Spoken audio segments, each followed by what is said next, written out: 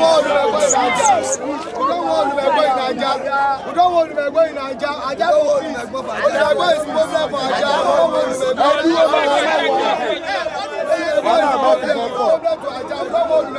in Ajah again. Elaboration is problem to us. Ajah won't be. We don't want to go in problem to Ajah.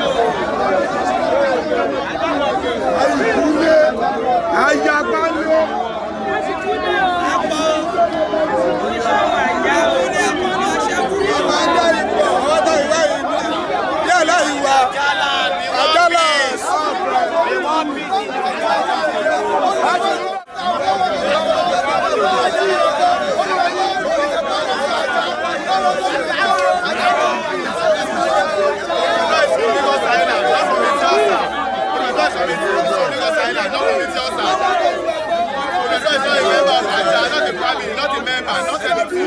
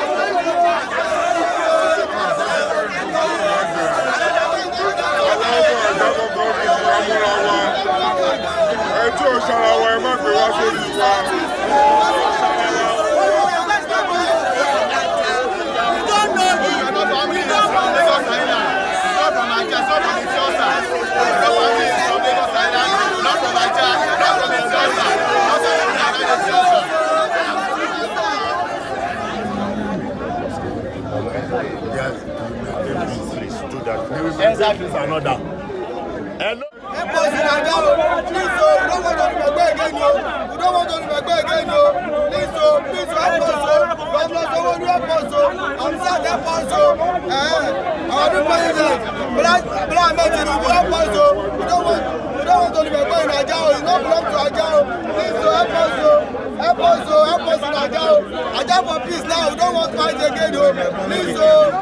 Over our leadership in Lagos State to hear our voice concerning the issue lingering in Ajah, in between Ajah and Olumegbon. We got a plan that Lagos State are planning to install Olumegbon as an Oba of Ajah, which is an alien. That institution is an alien to our custom and tradition. From in time immemorial, over 300 years, the rulership of Ajah lies on Baale of Ajah, Olomodi Apekunjoye, which we have a pedigree to that. Omo Ajah Olomodi Apekunjoye. We are not ascribed to Asekunjoye. We are not an Asekunjoye. The defeat of Chieftaincy declaration of Olumegbon is in between Lagos Island. It's never a ruler. Then Ajah people say no to rulership of Olumegbon in Ajah. To crown it all, the Obaship Tosu is still before the Lordship Justice Aigbofobi, OF, in suit LD 6432 GCMW/2019. We even sustain an injunction restraining the Lagos State government and Olumegbon pending the determination of that suit case that I have mentioned.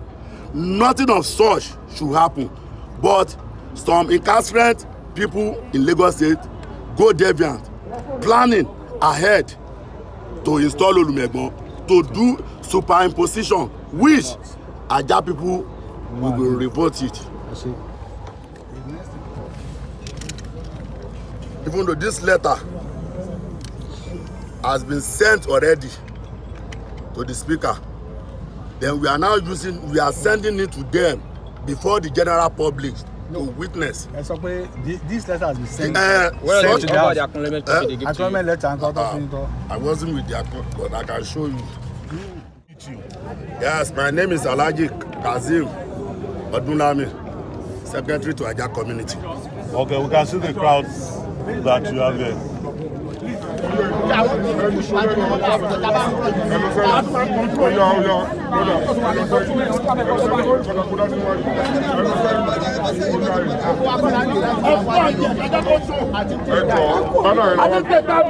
Ṣé ń gbọ́ wa lẹ́yìn bẹ́ẹ̀ yẹn o? Wọ́n gbọ́ yé.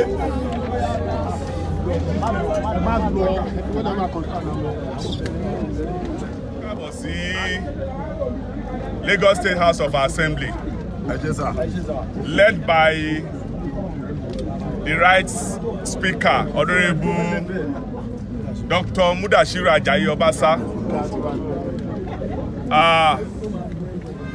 With me here, okay, my name is Honorable Bodu Solomon. One house, please. My name is Honorable Bodu Solomon. I'm from Badagry Constituency 1. Welcome, sir. House Committee Chairman on Tourism, Art and Culture. And láàrin wa bí báyìí, a ní ranking member tó jẹ́ ọ̀kan nínú Lagos State House of Assembly, Honorable Desmond Olusola Elliott. Àwọn ni House Committee Chairman on environment, on works.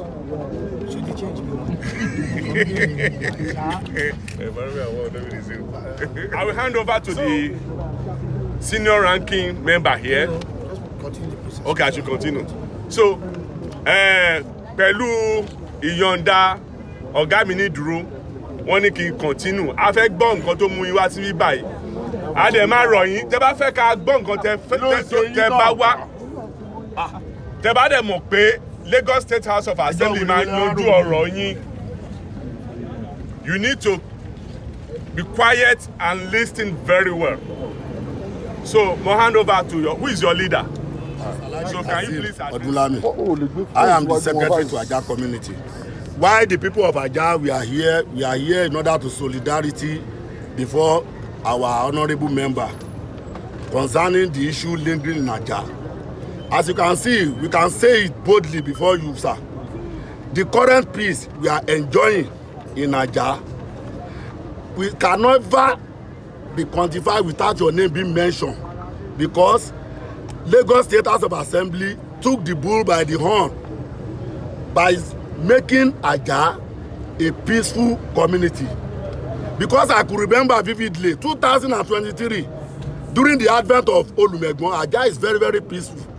When Olumegbon came to Ajah in 2003, everything go in disaster.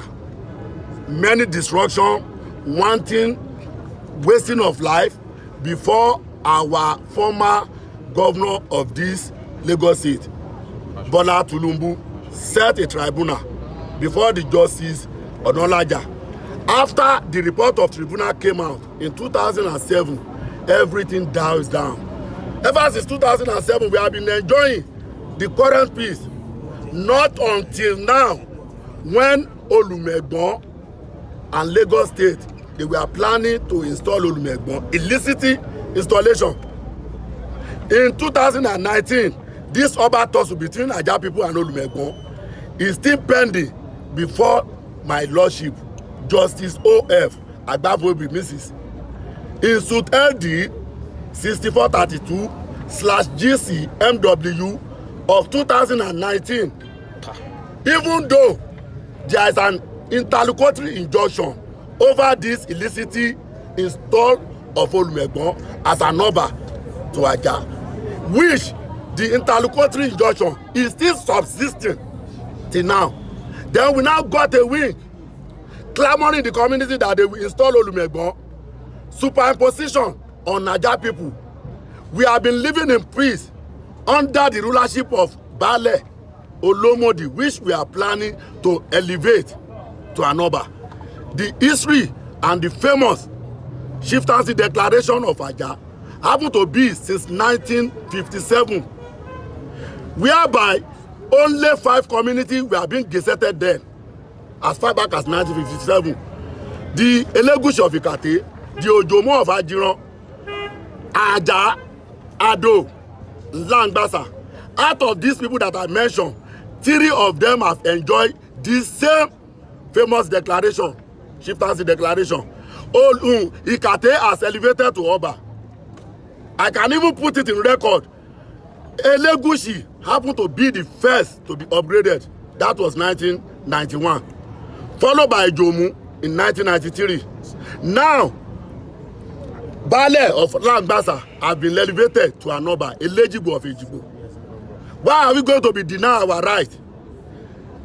Bale is the only Chieftaincy Declaration that registered and recognized in Ajah is Bale of Ajah. You can search it. In law, there's nothing of a such that call or Institute Olumegbon of Lagos and Ajah. That is why we are in court. Why we are here to crave you people indulgence, that we did not want any rancor, any bloodbathing, any bloodletting to happen in Ajah. Because in a situation whereby there is no subject, there is no ruler. Yoruba proverbs say that inú ò ní bí ọba títí kó lóun ò fẹ́ rárá lù, but aráàlú ló máa ní oru ọba yìí mú un. In a short form, for the benefit of those people who did not construe Yoruba, it's not possible for Oba to wake up in the morning and say he didn't want to see his subject. But only subject can say, this tyranny of this ruler, we did not want him. We did not want him. We did not want him. Please, we are begging you. We know that House of Assembly, you are in the better position on a seat of a citadel law. We know that you are an adherent of law. You know what is law. Where there is no law, it will be a state of anarchy. Of which you didn't want any anarchy to happen in Ajah. Once this thing happen in Ajah, it will shock everywhere in Etiosa. Because Ajah happened to be center. Then we did not want the other attack. We are still nursing the injury. As I'm talking to you now, while we are here, there is an information lingering in our community that my humble self, Alhaji Kasim Komaja, and Bale and others, and they will come into the community, be raiding our people. Then as I'm speaking between you now, my name is on the first on the list. Over what? We are all a democratic, we are in the democratic. As I'm speaking with you, I am an honorable member of APC. I am an honorable member of APC. This is my membership card in order to buttress my point. This is not a political something. You can see. That is why we are here to complain and state our grievances before, so that Lagos State could let the sleeping dog lie. After the determination of the suit case that I mentioned, suit LD 6432 GCMW/2019. After the determination of that, we are cool. But for them to make a super imposition to Ajah people, it will be a no victor, no vanquish. We are going to have the for further clarification. All right. One, the court has given us an injunction to maintain status quo.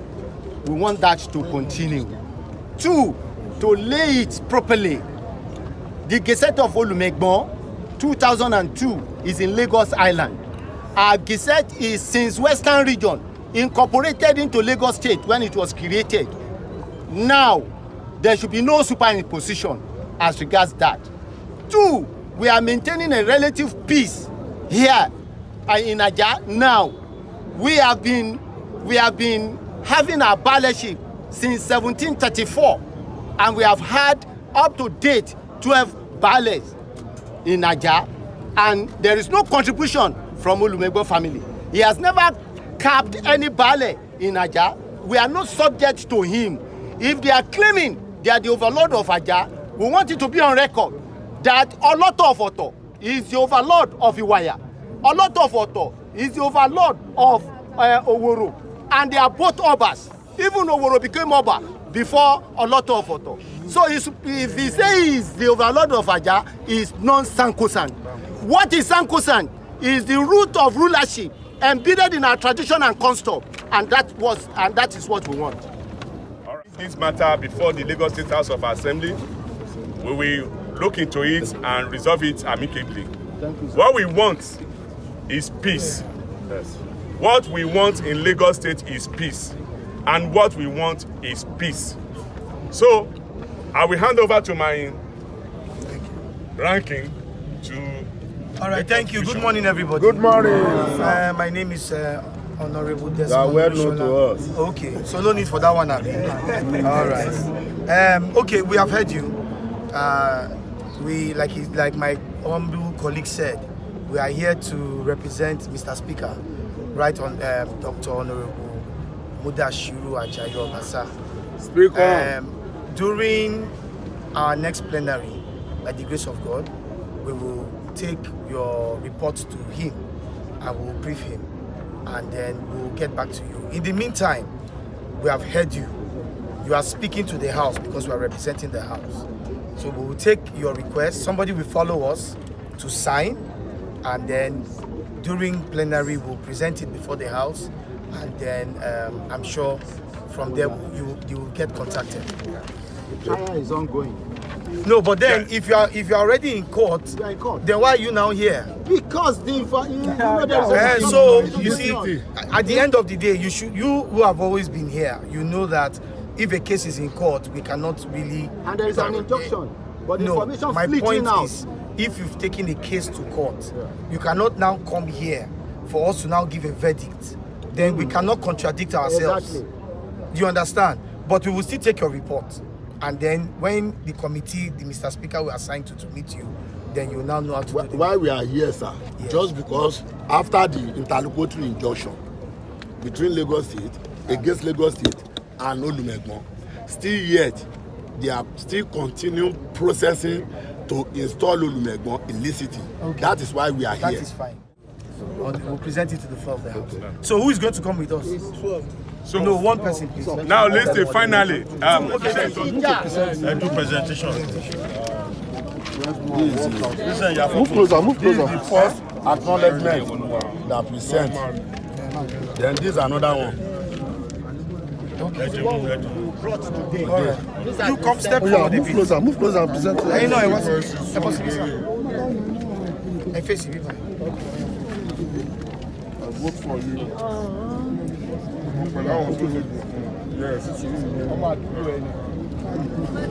Okay, thank you. All right, thank you. So wait for him. We are coming. We are going to receive it. Thank you.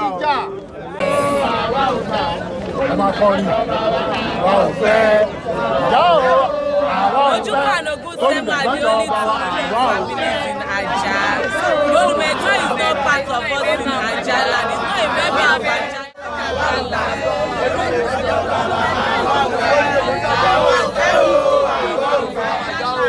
Ojukanogu Sema, the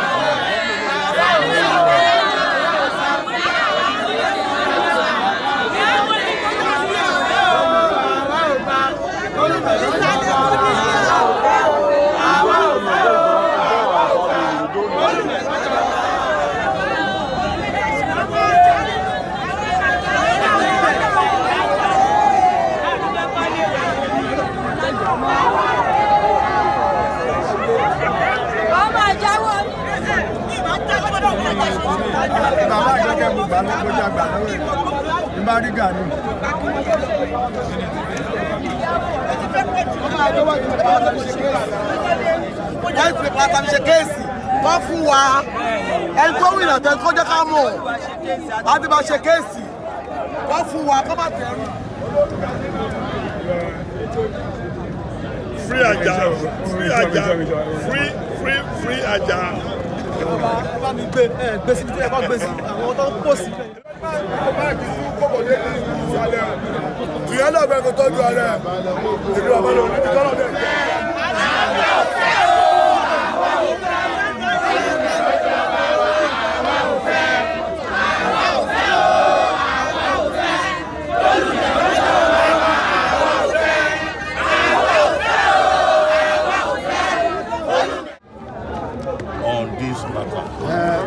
Like you said in brief.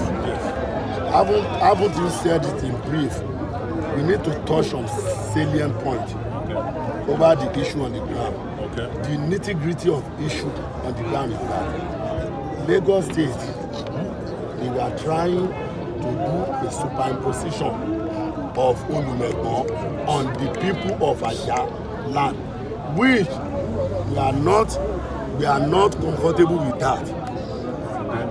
Despite the interlocutory injunction being obtained against Lagos State and Olumegbon over this ownership, we still got a wing that Olumegbon are on the run, and some, I won't say a Lagos State government, because I believe Lagos State, they are very, very adherent of law. They can't do such because they know the consequence. In a situation whereby a suit is pending before the lordship concerning this ownership, before her justice Agboivo Mrs. O.F. in the suit LD 6432 GC/MW/2019. Currently, I don't know why they were trying to do the superimposition on us. Then let me tell you, I want the general public to know, as I'm speaking with you, my life is at stake, with including the Baale of Ajah and other people over us, simply because we are letting the general public to hear our voice. We are letting the general public to hear the pains of our people. We have been living a relative peace over 300 years. We have no issue with Olumegbon. Olumegbon is never a ruler on Ajah. The only and well-recognized chieftaincy family in Ajah is Baale of Ajah. Then when I say Baale of Ajah, the rotational system happened between Ojukwu and Ogunzemo with the 10 kings maker. Alaigba family, Akinyemi family, Okwe family, Balogun family, Larekon family, Baba Asale family. Few are mentioned. Baba Asale have mentioned Olausi family. They are the registered gazetted in that chieftaincy declaration. Inside that chieftaincy declaration, there is not of such of consenting authority. There is another chieftaincy declaration. If that community have a consenting authority, it must be stated and written inside that chieftaincy declaration that after you install your Baale, you will now present your Baale before your consenting authority. But in the case of Ajah, we have no consenting authority. Come to think of it, I'm talking about the chieftaincy declaration being made under the old Western region, still subsisting in 1957. The same chieftaincy declaration being enjoyed by the Elegushi of Ikate. The same chieftaincy declaration being enjoyed by Ojomo of Ajiran. The same chieftaincy declaration being enjoyed by Langbasa, now upgraded to Oba Elejigbo of Langbasa. Out of the 5 communities being gazetted, then it remained only Ajah and Ado, which we believe our newly elected Baale will be elevated to Oba. Amen. The name of our Baale is Ismaila Adewale Adeleke Adamsi Ojukwu Kefa. We are normal tradition of Olumegbon is quite different from we. We in Lagos Island. Ajah, we are Olomodi. We are comprising about 52 family. All the 52 family ascribe with the ballership. That is why we have a pedigree called Ajah Ọmọ Olómòdì Apẹ̀kúnjoyè. If I want to tell you my eulogy, I will start Ajah Ọmọ Olómòdì Apẹ̀kúnjoyè. Okay. That eulogy bounded all the 52 families. But in the side of Olumegbon, we are not a subscriber to Elegba. We are not.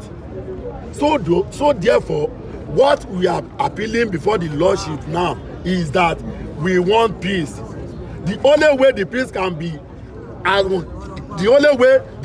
be achieved is not to allow superimposition, pending the determination of that aforementioned part that I mentioned. God bless you, sir. Amen. Let's hear from My name is Elijah Saudat Amri Ogusemo from Ogusemo Rolling House in Ajah. My brother has said it all, but I will only plead to the Lagos State government to please let peace reign in Ajah, because if they impose Olumegbon laws in Ajah, there won't be peace, which we don't want that. That is why we came here to protest. They should please, because Olumegbon doesn't belong to Ajah. It doesn't have anything in Ajah. It doesn't have a family house in Ajah. It doesn't have anything to claim in Ajah. Where he builds a house to, it belongs to another person. He hijacked it by force. So we are pleading to the government to please give us our ownership. That is what we want. That is what we are asking for. They should listen to the court. They should follow the court procedures. So they should not impose him on us. We are pleading. Thank you very much. Kí ìlú Ajah kí ìrọ̀rùn kó wọ̀lú Ajah o. Adélékè la fẹ́ o. Àfi Olúmẹ̀gbọ́n nìlú Ajah. Ẹ ṣé o. Orúkọ sà. Orúkọ mi ni Prince Lukman Oseni Ojukun. Ẹ bá gbóhùn òkè o ẹjọ́. Orúkọ mi ni Prince Lukman Oseni Ojukun. So kí ni nǹkan tí ẹ bá wá lè ní? Wọ́n ní kẹ́ máa wọ̀ ọ̀dọ̀ àwọn. Tí a bá wá bí lè ní wípé àbájá wa ọmọ Ajah kì í ja ètò lọ́mọ Ajah ń ṣe. Torí à ń gbọ́ fìrìfìrì pé wọ́n fẹ́ fi Olúmẹ̀gbọ́n tó jọba sílùú Ajah. Adẹ̀wà ń kóòtù pẹ̀lú ẹ̀. Ibi tí kóòtù bá gbé sí làwa ń lọ, àbájọba jà rárá. Ìyẹn la ṣe wá ké gbàjarè fún àwọn bàbá wa ń bí, kán gbà wá. Ìrọ̀rùn là ń fẹ́ lu Ajah. Èyí tó lọ ti lọ tó ti pààyàn gan. Wọ́n pa dẹ́ndẹ́ sí àwọn ọmọ èèyàn lára. Àdẹ̀tún fẹ́ rú ẹ o. Ìyẹn ló mú gbogbo Ajah wá yìí. A fẹ́ rú ẹ̀ mọ́. Ń tán pa wọ́n lé 100 tó kú o. Ọmọ mi bá lọ. Ọkùnrin ó bá lọ. Ẹ jọ̀ọ́ a bá bẹ gómìnà wa ni Ọlọ́run á fún ṣe o. Ọlọ́run á ràn lọ́wọ́. Ọlọ́run á dẹ̀ fún ṣe. Ibi tó Olúmẹ̀gbọ́n bá adé l'Ajah ó tó gẹ́ o. Ó tó gẹ́ àfẹ́jà. Peace dẹ̀ ti wà l'Ajah, ìrọ̀rùn ti wà. Eku ń ké bí eku, ẹyẹ ń ké bí ẹyẹ. Ọmọ èèyàn gan fọhùn bí èèyàn. Lọ́dún ti fẹ́ bẹ̀rẹ̀ o. Wọ́n tún ti fẹ́ bẹ̀rẹ̀. Bẹ́ẹ̀ la ṣe wasaláwusa lẹ́nìí. Gbogbo ọmọ Ajah ló wà yìí. 52 family la ní. Èmi ò gbọ́ rí l'Ajah ti bí mi ti 150. Mi ti wà ní 57 báyìí. 57, 75 years. I born in 1950. Mi gbọ́ rí ibi tó Olúmẹ̀gbọ́n ti wá. Adẹ̀tí ní baálẹ̀ like 11. Kò dẹ̀ sọ́mọ Olúmẹ̀gbọ́n kọ̀ọ̀kan bẹ̀. Kí ló wá dé lọ́sàn-án gangan? Lọ́sàn-án gangan tẹ wá ní láàlàlà. Ẹ jọ̀ọ́ Ọlọ́run lè gbàgbára lọ́wọ́ alágbára o. Kó gbé fọ́ọ̀lẹ́ padà. Àwa ò lágbára. Àmọ́ alọ́lọ́run o. Kán jọ la ṣe ké wá báwọn bàbá wa ń bí kán gbà wá lọ́wọ́ ẹ̀. Àwọn náà lè ṣe. Àwọn náà lè ṣe. Kán jọ. Nínú rule and regulation government tèmi bá 5 ni náà ti gìsẹ́ẹ̀tì l'Ajah. 5 náà ti gìsẹ́ẹ̀tì jẹ́ bọ́n ọ̀tọ̀ aṣáájú ṣe sọ. Àjàgbẹ̀ládò náà 5 yẹn. Àjàgbẹ̀ládò nìkan yóò tí ì lọ́ba o. Kán gbà wá lọ́wọ́ ẹ̀. Kán jọ, kán gbẹ̀tọ̀. Wà á ní fi wá pìtàn àbúrú yá. Àjòjì olúgbàlú wa lágbára. Lórúkọ baálẹ̀ àti gbogbo ìlú Ajah àdúgbẹ́ lọ́wọ́ èèyàn ọmọ Ajah. Ìsájòjì láàrin wa ọmọ Ajah ló dúró yìí. Tábà ṣe wá ń lọ, ẹ jẹ́ ká máa lọ ìdísù wa. Ẹni tá a dágbére fún onímọ̀ gbogbo náà tó ń dá ó ti di ojú olórí ẹ̀.